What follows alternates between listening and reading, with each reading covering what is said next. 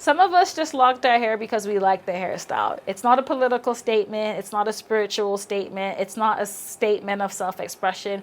We just like the hairstyle.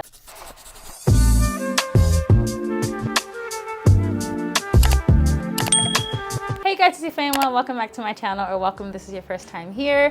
As you can see from the title of today's video, I am going to be talking about a lot of misconceptions that I get about microlocs. I thought that this would be an interesting video because I've been microlocked for about a year and a half, actually over a year and a half now. Let me just say, I've had a lot of interesting conversations around my hair. If this is your first time here, I make videos all about fashion, beauty, and lifestyle. I also upload weekly vlogs on Sundays. I would love to have you here, so if at any point in time you are feeling the vibe, check out some of my other videos and consider subscribing. And to all of my returning subscribers, welcome back. So before I jump into today's video, I thought that I would give you guys a little bit of background about my hair. I know some of you guys probably don't want to hear this part, so I will leave a chapter down below so you can fast forward. But to all of my new viewers, I have been microlocked for a year and a half. I got my microlocs installed in Nigeria by a company called Any Braids. I have my hair maintained here in the UK by a Sister Locs loctician that I found on the Sister Locs registry. I will have all of those details linked in my description box down below. I have 548 microlocs. I had my hair installed using the interlocking method. I don't know how many rotations, so I can't help you there. I had been a loose natural for about 9 years by the time I had my hair installed. So my hair was fully natural and I had about 10.5 inches of loose natural hair. I have an entire Microlocs playlist if you want to know more about why I decided to get my hair microlocked, how I maintain my microlocs, how I wash my microlocs, what my routine is for bed, pros and cons, things that I wish I knew before I got microlocked. All those videos and so much more will be linked in my playlist in the card, so definitely check that out. Misconception number 1. Oh my god, if I change my mind about microlocs, I'm going to have to cut off my hair. It is not a permanent style. You can absolutely comb out microlocs. I've seen so many people do it here on YouTube, and I will actually link a couple of videos in my description box down below where you can see for yourself that it is absolutely possible. However, I wouldn't do it, and that's just a me thing. I wouldn't do it because it takes too long. One of the videos that I watched of a girl combing out her microlocs, I think she may have had Sister Locs actually, it took her about 45 minutes to comb out a single microloc.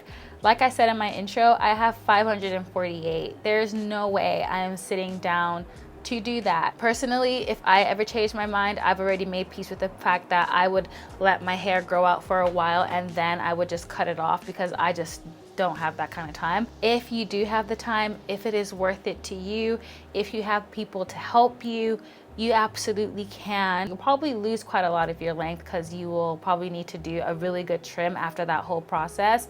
However, it is possible. So don't feel that it is permanent, but that shouldn't be a reason that puts you off. The second misconception that I get a lot is that microlocs are boring. You never do anything with your hair. So obviously there's nothing that you can do with your hair. Now, that's not true. I don't do anything with my hair in terms of styling my hair because I don't want to do anything with my hair.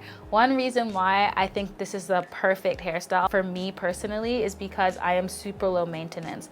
I love being able to wake up, shake my hair, and go about my day. Like, nothing makes me more excited about microlocs than that reason right there. However, don't be fooled. There are people, again, on YouTube who style their microlocs every day, color their microlocs, put wigs over their microlocs, get braids, crochet braids, do ponytails, all sorts of things to their hair, and it is beautiful and it is gorgeous, but it is, again, just not my personal ministry, okay? I don't think that there's any style that you can't do on microlocs that you could do on loose hair, except for something like tape-ins. That's honestly the only thing that I personally can think of. However, like I said, you can wear wigs over microlocs, so you could get that look with a wig. You could possibly even do a sew-in on microlocs now that I think about it. You would just have to possibly use like a closure or something like that. There is so much that you can do. In terms of the lock space, honestly, microlocs are possibly the most versatile option that you can go for. So don't let the fact that I don't do anything with my hair make you think that you can't do anything with Microlocs or Sister Locs. You absolutely can. So go on YouTube, go on TikTok, go on your favorite platform and search for Microlocs styles. It is so possible. I actually am toying with the idea of wearing a wig just to see what it would look like on me, because I haven't actually worn one in well over a year. So if that's something that you want to see, let me know in the comments. But yeah, you can definitely do so much to Microlocs. Misconception number 3. Microlocs are unkempt, they're unprofessional. Fill in your ignorant adjective here. One of the comments that I got from a very loved family member of mine when I decided to lock my hair was, how am I going to fit in at work? Because I work here in the UK in a very corporate company, and unfortunately there's still a negative stigma around Microlocs, and not just Microlocs, natural hair in general. Like I mentioned, I had actually been natural for about 9 years before I decided to lock my hair. I mean, I'm still natural now, but I mean a loose natural. So I was kind of at the beginning of the natural hair movement, at least to my remembrance. And I remember there being a stigma even about that. And it is so sad that as a community, we have to constantly unlearn so much of the toxic self-hate that we've been taught as a society. You know, we shouldn't have that burden on our shoulders. It is what it is, and I'm so grateful that I was able to unlearn that. For the most part, I think the natural hair movement did a lot of positivity in that space, in teaching people to accept their hair. However, there's still so much more work that needs to be done around texturism, and definitely a lot of work that needs to be done in the lock community. I personally have seen so many negative comments made, especially more so to people who have less manicured locks, so freeform locks in particular.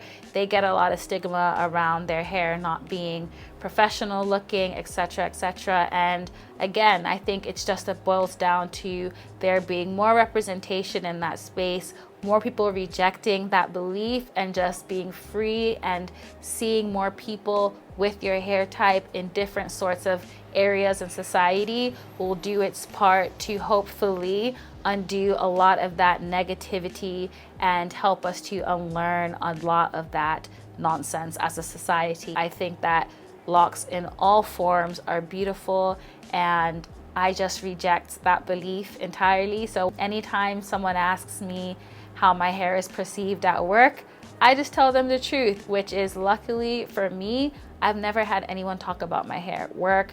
No one's ever made a comment about it. I've only had one colleague ask me if my hair was locks, and he was a white male who I think was just really proud of the fact that he could identify what my hairstyle was. It wasn't an offensive conversation in any way. And other than that, it's never, ever, ever been brought up in any form of conversation. I personally would never want to work anywhere that had an issue with how I choose to wear my hair. But again, I do appreciate the fact that there's possibly a certain level of privilege that comes with me even being able to say that, because you might live in a country where, you know, you don't have any other option. I've rocked my hair to work, I've rocked my hair to formal events, I've rocked my hair to weddings, and by hair I mean my Microlocs, and I have never ever ever felt out of place or felt like they did not look clean or kept or professional or formal enough for any sort of occasion. Like I said, I reject that standard entirely, and I feel very passionately about this. I think I need to move on so that I don't stay on this topic for too long, but I just think that as a society we need to stop trying to police the way Black women wear their hair, and men. It's just so frustrating that that's even a topic of conversation in 2023, but it is. We move. Misconception number, this is a funny one. Having locks makes you this super self-aware and intuitive person, and is this massive form of self-expression. Now, the first time I got approached by someone in this way, it was actually just in passing. I got into a conversation with a woman who did not have locks, but she was talking to me about my hair.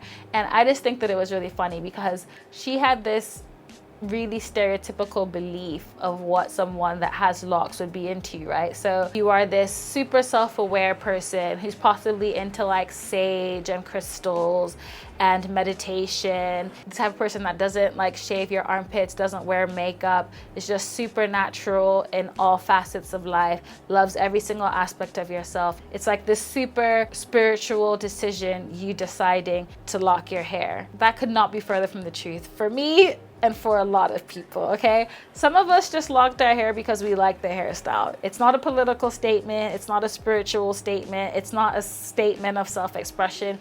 We just like the hairstyle. It's not that deep for a lot of people. One of my friends who actually locked her hair before me, she had gone to get her hair retied, and she basically walked in with a wig, and after they retied her hair, she was like, oh, can you put my hair in corners so that I can put the wig on?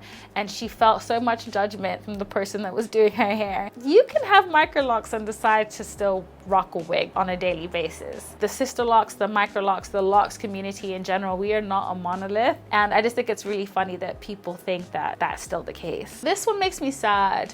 There's this misconception that if you have microlocs that you will have to endure an ugly phase. I get this a lot. When you first lock your hair, your locks will be thin. That's just the truth. Like when I locked my hair, my locks were also thin. I'll try and put some pictures up on the screen. It takes a while for your locks to settle and start to thicken up and mature. That's just a part of the locking process. However, that doesn't make your hair ugly. Like, I at no point in time thought that my hair was ugly. I did not feel that I looked ugly with my microlocs at any point in time. And I just think that that is such a negative term to put on anything in relation to yourself. Like, there are certain words that I reject when I speak about myself, and I think that we as a society need to reject when we speak about ourselves in general. Nothing about you is ugly. Nothing about anything on your head or your body is ugly. Like, that whole face needs to be renamed. So personally, when anyone says that to me, I'm very clear to say that that's not the case. Then the next thing that they will tell me is, well, that's because your hair is thick and, you know, your hair is long and your hair is full and blah, blah, blah, blah. Again, I reject that. This is a deeper conversation, to be honest, but I think that as a society, there needs to be a level of self-acceptance, and I think that that comes, hopefully, for most people with age. For me, it definitely was something that came with age, but I just think that there needs to be a level of refusing to accept negative stigmas that society has put on you. Now, personally, if you're not comfortable with your hair in its ugly phase, I think the one thing you could possibly do in the beginning is possibly wear a wig, because technically you shouldn't really be putting tension on your hair through braids or whatever. But again, if anything, I think that that kind of delays your maturing process, because all you're doing is putting tension on your hair through the corners, right? Personally, I think that the more you embrace your hair at any stage that you're in, the more you'll be able to appreciate it for what it is. Now, in the beginning, when my hair was thinner and it wasn't as thick, and I obviously would have preferred for it to be, I didn't really let that get me down, if that makes sense. I just kind of accepted this is what my hair looks like, and I tried to do other things to make me feel, I guess, more beautiful, if that makes sense. I remember I never used to be the kind of person that would wear false eyelashes a lot, but whenever I did my makeup, I would put on false eyelashes because I felt like it made me look more grown because I felt like my microlocs made me look like a baby, to be honest, when they were that thin.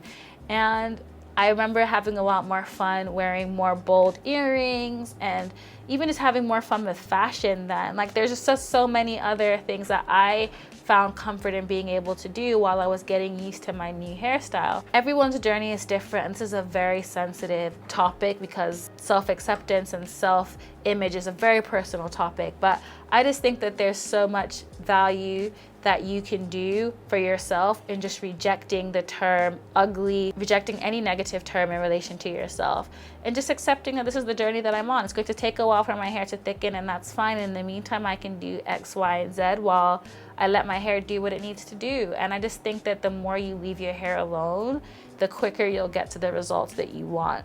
That's what I've experienced personally, not feeling the need to constantly manipulate my hair made me accept the way my hair was a lot quicker at every single phase. Honestly, genuinely, I never felt like my hair was ugly. I just felt like I needed to get used to it, and I got used to it because I didn't try to hide it.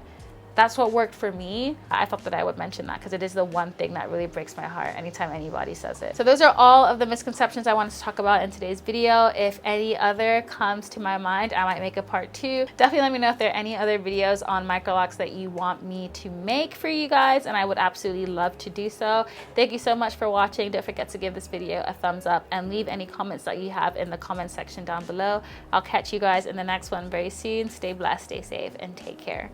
Bye.